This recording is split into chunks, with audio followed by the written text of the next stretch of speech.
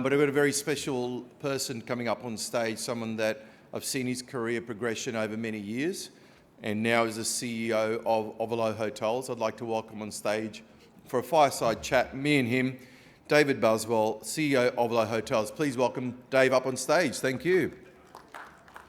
How are you, Dave? Very good, thank you. Thanks for having me. That's okay, that's all right.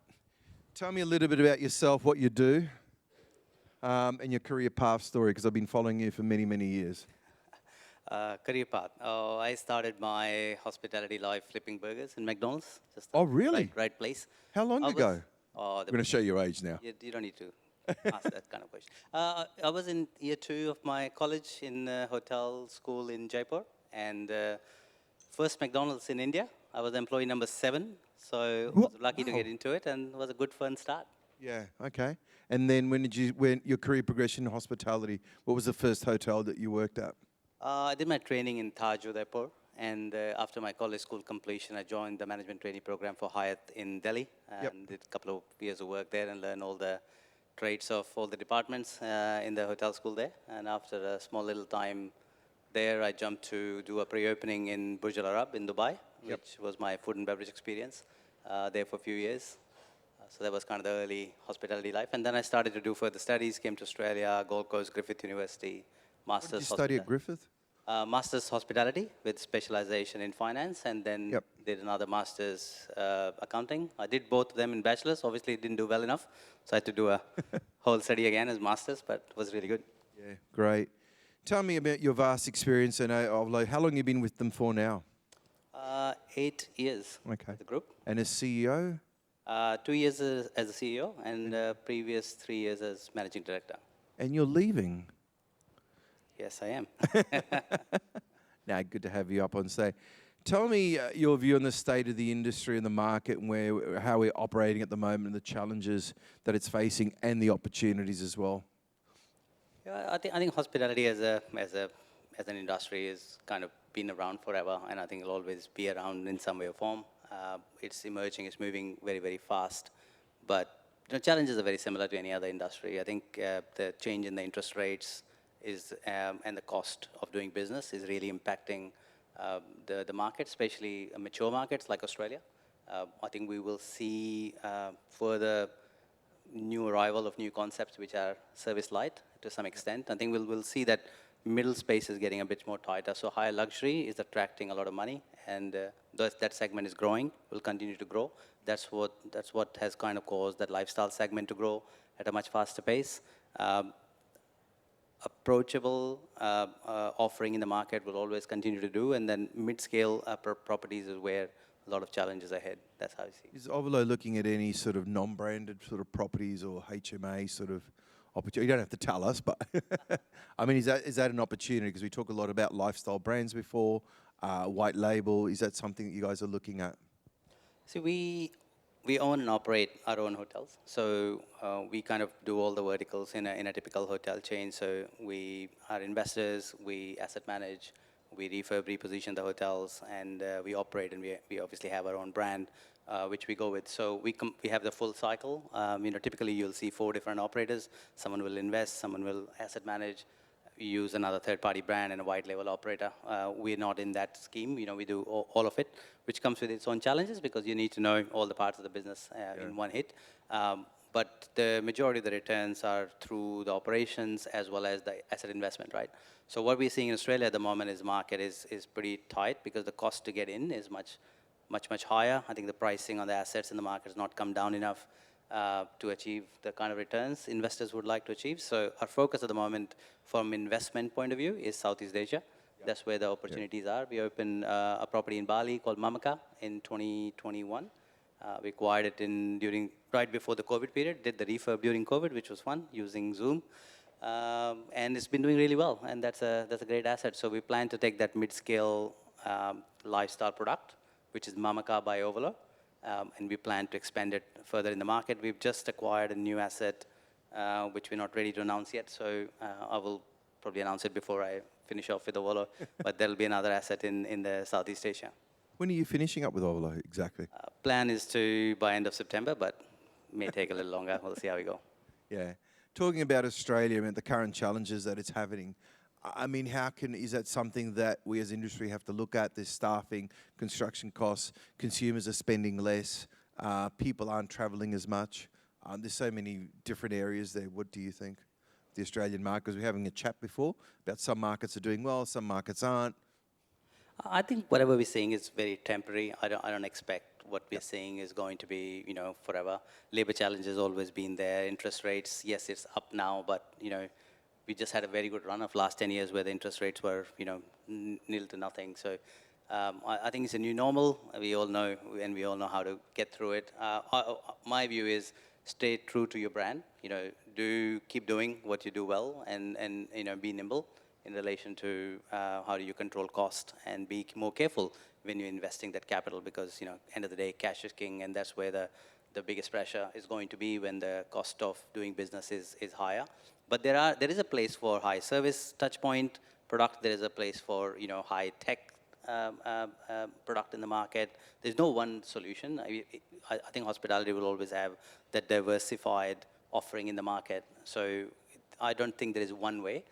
Only thing is actually to be nimble and stay true to who you are as a brand, stay true to what you're communicating to the market.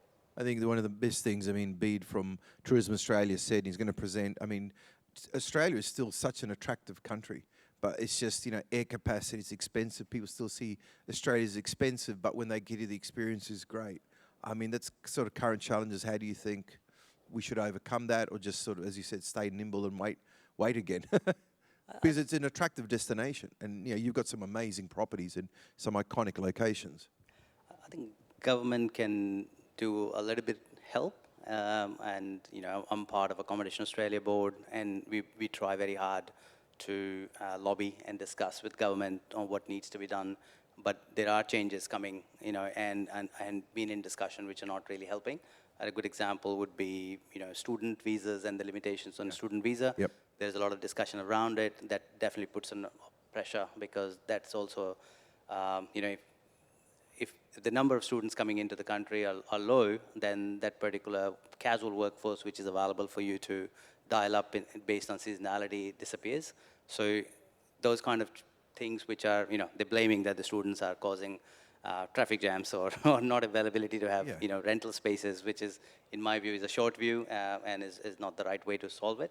And it's going to hurt universities, it's going to hurt, the labor workforce which is coming into the country. So I think a little bit more push to make the changes in the right direction will help. But, Australia is a great destination. It's always been, I've been living here for 20 years. It's home for me now, and I plan to continue to live here forever. Going out, somewhere else? No plans. I was going to ask you a question soon. What's next for you? But anyway, yeah. Talking about staffing and the challenges, and we talked a little bit, quite extent. How do you see that? The staffing, obviously, visas is one thing, but what's Ovolo doing to obviously attract and retain and develop staff? Because you've got some great team members. We managed to build a very high performance culture within our business, and I have a very simple formula. You need to have a leader worth following, product worth working for, and a culture worth being part of. And if you manage to get those three right, you automatically attract a good amount of talent to come together and create a culture within the organization. And I think that's been one unique selling point for us as a product. We managed to get the combination of these three things right. And I learned that from Girish, who was the leader when I first took over, and I worked very hard on my team and the leadership team to kind of grow and kind of carry that momentum, carry that innovative approach, take risk, be the guest-centric approach, make the product effortless, and we really define who we are as a product, and that allowed us to attract good amount of talent, and very proud that we've kept our leadership team in the group, pretty consistent over my tenure, almost the average tenure with the company in that senior leadership group. Obviously, the turnover goes is more than 5 years, so it's been a pretty strong position. I'm not saying we've done everything right. We've had plenty of good people come and leave us, but at the same time, we managed to retain a good amount of talent. And I think if the leaders are good within their own departments and own areas, then people follow them and they come and join the group. So it's been a great journey. Is the government, do you think, doing enough to attract people to the industry? Because there's a lot of people. The student visas or the visas from overseas, it's a traffic jam. do you think the government in Australia is doing enough to attract people to the industry? It's never enough. I mean, you can always ask for more, but I, I don't want to just blame the government. I think there are responsibilities on industry as well. Uh, I still remember I was, I finished my hotel school after masters in Australia, and I wanted to do a tax accounting, and I joined the tax accounting firm for 2.5 years, and I was really good at it. I was flying through the CA subjects, and so I was kind of moving from hospitality to finance, and my dad was very proud of it. He kind of like, now you found a proper job.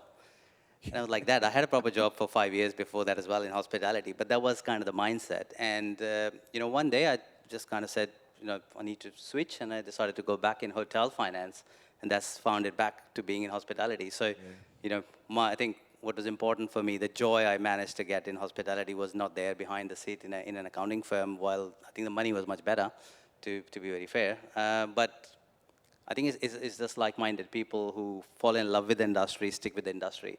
But when it comes to career path, when it comes to structured journey to grow within the industry, I think we as an industry need to do better to just kind of keep the talent and grow the talent. Got something in common. My dad always wanted me to become an accountant because accountants know everything about business. And my first role was in the auditing department with the green pen. There weren't computers there. And yeah, I went, no, marketing's my thing. So tell me, what does a CEO do on a day-to-day basis as Ovolo? You're like, oh, shit. What do you do? As I said, there's a lot of people aspiring to where you are here today. What do you do on a day-to-day basis? Well, I don't think any 2 days are alike in my life. But I do have a bit of a formula. I think I've got 4 or 5 things which I really focus on. The first one is the team huddles. They're super important. You just need to have those reoccurring meetings scheduled in your fortnight or a monthly, plan, just so you're touching base with all the senior leaders, you're touching base with the team on a regular basis to get that feedback. So I think the team huddles are probably the most predictable, reoccurring, the things in my work. Second thing would be, I come from a bit of finance background, so, money matters. Yeah, exactly. It's important to know where the cash is, so I spend a bit of time with finance guys, accounts team, get an update, end of month reviews, forecasting reviews, cash flow updates. I never miss those, so those 2 are the fundamental kind of reoccurring schedules. Then I think the strategic direction of the group, which is the growth, divestments, new projects, refurbishment, design, new concepts, food and beverage, what's happening, that takes a lot of my time. That's kind of the third vertical. Fourth is fighting fires. Every day there is a new challenge. There is something going wrong somewhere, usually in operations. That's where the biggest challenges lie, so that takes a fair bit of time. And the last one is actually self-care and just time you give to yourself, learn new things. What do you do for self-care? I mean, you live in a great city with great weather, Brisbane. I think it's like I made this mistake in my early life that I focused too much on work, and I didn't focus on, developing myself while at work. And work is all consuming, right? When you go into it every day, and if you don't think of your own personal development, your own well-being, your exercise routine, whatever you like to do, if you don't put that within your work bucket, it's going to disappear. Because by the time you get home and you've got young kids and a family, they need your attention. They don't care what you've done at your work, Yeah, right? it's true. Absolutely. And you may have taken a 12-hour flight coming from Hong Kong and been sleeping inside 6 different beds over the 6 nights you've had. And when you come home, you have to give all their time and attention to them, and they deserve it as well. So you have to fit that well-being portion within your routine. So, I have a very boring routine. I don't need to talk about it, but it's like a yoga, meditation, a bit of running, eat healthy, stuff like that. But, you just got to make sure you're doing that. And you're also, you're going on stage, you're networking. It's an important part of, I just put that into that 1/5 of my time goes into networking, meeting people. Even if there are young people come into the team, I try and make an effort to grab a coffee with them in the first few weeks. And I also try and have a coffee with them in the last 2 weeks if they're leaving. And Such important information when they leave the exit interviews or something. Yeah, you learn so much, right? Because, as a CEO, you don't get much feedback. Like, people are really afraid. I tell them, I'm such a nice guy, you can tell me anything, but later on, people still tell me that, they're intimidated, and it's like, why? I'm so easy, it's okay. But, it doesn't happen. So when they're leaving, I think it's easier to get that feedback. And talking to the young team members, you learn a lot. They come with a very different perspective. So it's just having a somehow having a casual discussion over a coffee or in the first few weeks of They're their all very arrival. different, even how they communicate, you know, Yes. by phones and stuff like that. You know, it's interesting. That's very good. So what's who's going to take over Ovolo when you go, Giresh or? Girish is taking over the CEO title, but my role's responsibility is very diversified. So there are various different people who've taken particular parts of my role. In Australia, we're in Toronto as a COO, is stepping in to take care of the day-to-day operations in Australia. Tim Elp is been with Trio Capital, which is the asset management side of the business. Yep. He's a managing director. He joined a couple of years ago, so he's taking over good, that yeah. side. Yep, I know. And Yavin Kui, who's been the senior finance person, is looking after the finances side. So it's a very good leadership team of 6 or 7. Nicole Downs, which you know from HR, she's been with the group for a while. She's been a senior leader for the group for quite some time. So it's in good hands. What's life like up post Ovolo for Dave? I don't know. What are you going to do? I'm working it out. I've been part of the family. You know, Ovolo is a family office. End of the day, we are such a small group. You know, 13 hotels, 16 F&B outlets, and I've had so much love. You know, from the family office as well as the team. So I decided when I decided that it's time for me to move on, it wasn't in a position where I could just find a job and resign in 3 months and I'll do something else. I had to plan my exit, which is you know, a good problem to have. So Yeah. I've decided not to look for a job and just do the handover, set up the path. It's been 6 months in making. Take a break? Take a break. That's Yep, that's good. where I'm. You know, there's a discussion between me and my wife. She thinks I'll be in a different suit on 1st of October, joining another company, and I'm trying to prove her wrong. So Yeah. let's see who wins. Yeah, no, good. What advice would you give to your younger self? Don't kill something which you find a lot of joy in. You know. Good Yeah, advice. I spend, you know, and mind where your mind goes. That's probably the two reminders. I think I used to run around and do various different things, get really consumed with work in the early part of my life, and I think that slowed me down as an individual. I've learned it later that you need to be mindful where your mind goes, and you need to be mindful of, you know, the funny bone doesn't die, you know, while you're making That the backbone passion, strong. yeah, good. Final question, what is the burning issue that keeps you up at night? Oh, it's my 16-year-old, and what's going to do in life is probably the probably the most you know, important one. But from work-wise, you know, I usually sleep really well. But cash flow potentially in this current market is the most common issue. Okay, one last question, sorry. Who's doing it really well in the industry besides Ovolo? In industry overall, Hotel. or in hotels. I think in Australia, as a big group, Marriott probably has done really well. I think arrival of W, Ritz-Carlton, Moxie, I think they've managed to get good CDs, good location, good assets, good quality. And a smaller space, I really like Little National as a product. I think Yeah, they're quite great refreshing, drama. young, you know, product, and it just tells you things can be done differently. Yeah, all right. Dave, thank you very much. You've been fantastic for the industry. I hope you stay in the industry. Absolutely. I'm not going anywhere, don't worry. That's good. Thank you very much. Please thank Dave. Thank you. Cheers, guys. Thank you. Appreciate it.